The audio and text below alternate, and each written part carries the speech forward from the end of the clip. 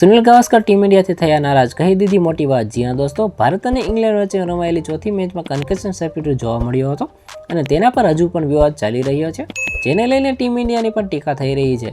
Match હાર્યા બાદ પછી પણ ઇંગ્લેન્ડના કેપ્ટન જોસ બટલર અને આ નિર્ણયથી નાખુશ જોવા મળ્યા હતા. ત્યારબાદ હવે સુનિલ ગાવસ્કરે કન્કશન સબસ્ટિટ્યૂટ અંગે ટીમ ઇન્ડિયા પર પોતાનો ગુસ્સો વ્યક્ત કર્યો છે. ભારત અને ઇંગ્લેન્ડ વચ્ચે ચોથી T20 મેચમાં શિવમ દુબેના હેલ્મેટ પર બોલ વાગ્યો હતો. જોકે દુબેએ અંત સુધી બલ્લેબાજી પણ કરી હતી, પરંતુ ફિલ્ડિંગ દરમિયાન કન્કશન સબસ્ટિટ્યૂટ તરીકે હર્ષિત રાણાને સામેલ કરવામાં આવ્યો હતો, જેના પર વિવાદ ઊભો થઈ ગયો છે.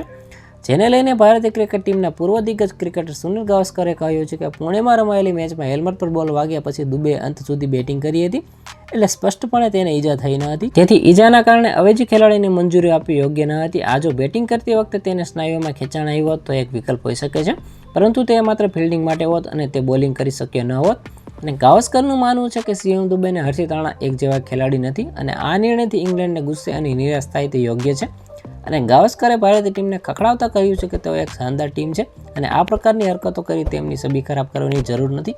તો આના વિશે તમારું શું કહેવું છે? કોમેન્ટમાં જરૂર જણાવજો. આવા જ વિડીયો માટે અમારી ચેનલ સાથે જોડાયેલા રહો.